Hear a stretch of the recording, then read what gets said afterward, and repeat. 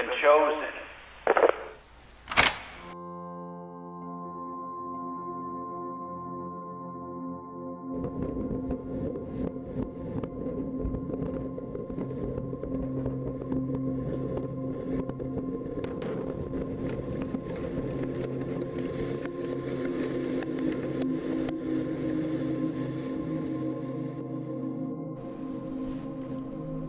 So the key word of this video is inerrant.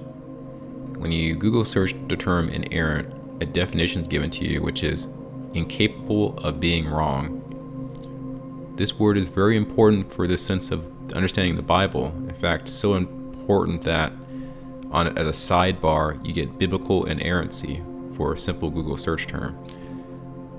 And here you have the definition. Biblical inerrancy is the belief that the Bible is without error or fault in all its teaching, or at least that Scripture in the original manuscripts does not affirm anything that is contrary to fact. Now, I came across this term when I was about 14 years old in Sunday school, and the term bore great importance to me, as I'm sure it does most if not all Christians. The concept that the Bible is without error is very important.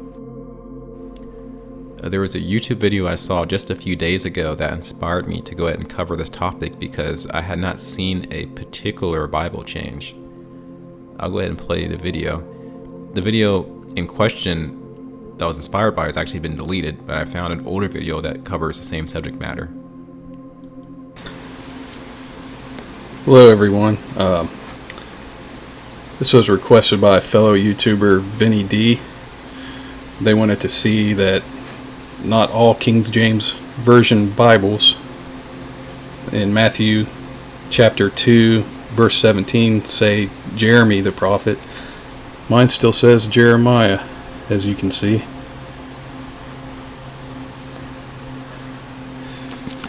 This is a Nelson KJV.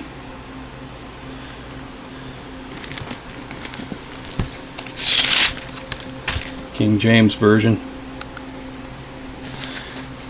There you go. So when you go ahead and do a Google search for that verse, Matthew 2:17, you get two different results. So you have the BibleGateway.com result and the King James Bible Online.org result.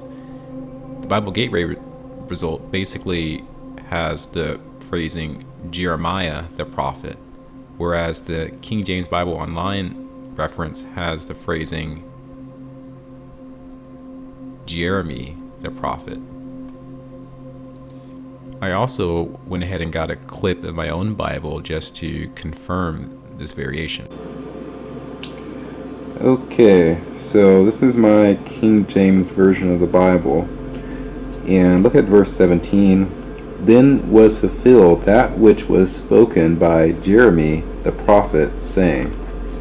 So this is Matthew 2 verse 17, and I just want to confirm this is it's a KJV Holy Bible from the brand Holman. Okay, this is just an accessory to the other video. A YouTuber named EYA provides her own perspective on this finding. Does anybody know why? Because Jeremiah is now called Jeremy in the New Testament. Now, before we go any further, just in case some of you don't know that Jeremiah, the prophet Jeremiah, it now has a new name, I'm going to go ahead and show you, because I think that's important that we get, we understand what I'm saying. Here, let me just go and show you. I mean, it's pretty crazy. Now, if you're new to my channel, we're exposing Bible changes. And how is this happening? What are we saying? Well, our Bibles are changing supernaturally. And I know it's nuts. It's absolutely crazy. They're no...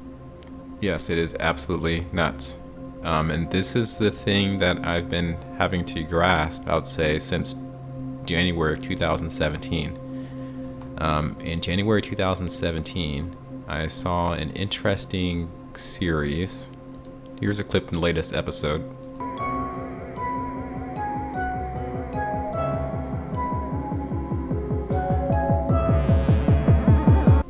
Essentially, it's a dystopian cartoon where in the very last episode they posit an entire reality change where all the characters suddenly become different, and they go about their new lives. Right after I'd seen this cartoon, I started to come into the realizations of the Mandela effect. Now, to be honest, I knew things had changed all the way back in 2008. I remember Jiffy peanut butter disappearing and taking note of that around that time. I also noted the disappearance of Fruit of the Loom underwear with the cornucopia. But, around that time later in January, I come to recognize that there's a terminology that's used to describe the phenomena. And really, at the heart of the phenomena is the fact that our reality is supernatural. That fact can be very hard to grasp if culturally you've been reared to constantly be bombarded with these notions of everything happening in a mechanistic, I'll describe as natural way. Continuing with EYA's perspective. Words to describe what's happening right now, except that it's insanity. It's truly the strong delusion. It's truly lying signs and wonders that were prophesied in the Bible. Now, friends, it does sound crazy. It really does to say that our Bibles are changing supernaturally. But Bibles that we've owned for years and years are literally changing. And some of us have even seen the wicked changes happen before our eyes. And the evil one is changing matter on a molecular level. And somehow, whether it's through frequencies, quantum computers, whatever method that they're using, it's black magic. And it is not God making the changes, making things right in the Bible. No way, because the Bible is filled with blasphemy. And she goes on to present evidence of what she's saying in various videos. EYA has been posting videos for at least the last few years on a topic of the Mandela effect Bible changes. Just on an unrelated note, apparently this cartoon, Don't Hug Me, I'm Scared, is going to premiere a new episode on June 19th. I'm not sure if that's true, but that is what everyone in the comments seem to be indicating. So I just wanted to make note of that for you. Here we have a spelling error. The is not capitalized after the start of a new sentence. This, I think, was Joshua 7. Joshua 7, verse 25.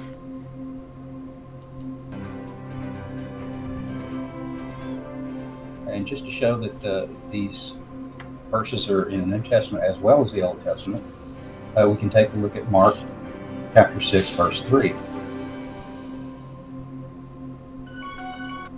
Simon, question mark, and is not capitalized. Right below it, here with us, question mark, and is capitalized. So, what is the rule?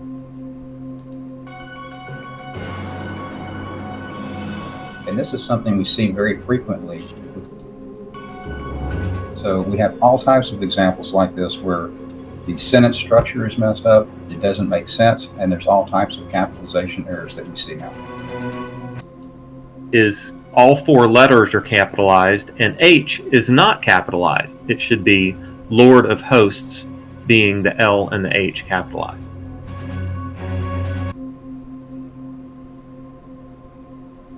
L H. The word host is now no longer capitalized.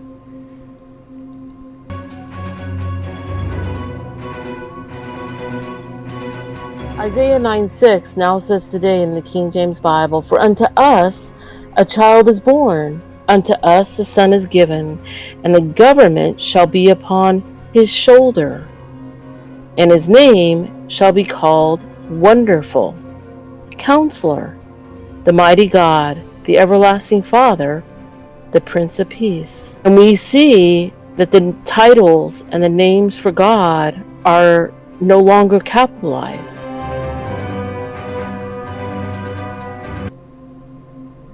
And so you have some capitalizations: Wonderful, Counselor. There was actually supposed to be Wonderful Counselor. Wonderful is not a noun. The Everlasting Father. Everlasting is not capitalized. So this goes on and on. I've been reading the Bible since I was 7 years old. If any of these errors had appeared when I was reading as a child, they would have popped right off the page, and I would have asked my parents about them or asked somebody at church about them. My contention that these errors simply weren't there, and that somehow I found myself in a realm where now these errors are commonplace. I have found myself in the same realm with you, in this bizarre world that gets weirder and weirder every day. So I'll leave you with this nice montage, another perspective, what might possibly be going on here.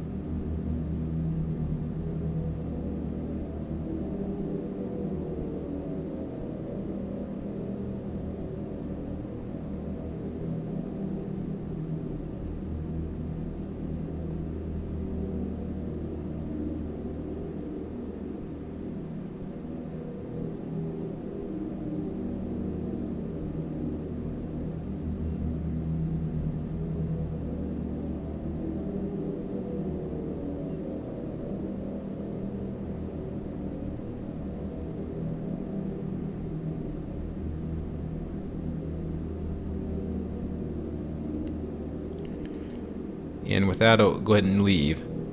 You notice with some of the changes, many of these changes are degenerative. This KitKat logo to me makes more sense. It makes more sense for it to have the hyphen between the two words, and I do remember there being a hyphen between the two words. This logo down here is our current logo. The uploader of this video is transparent. Be sure to check that person out.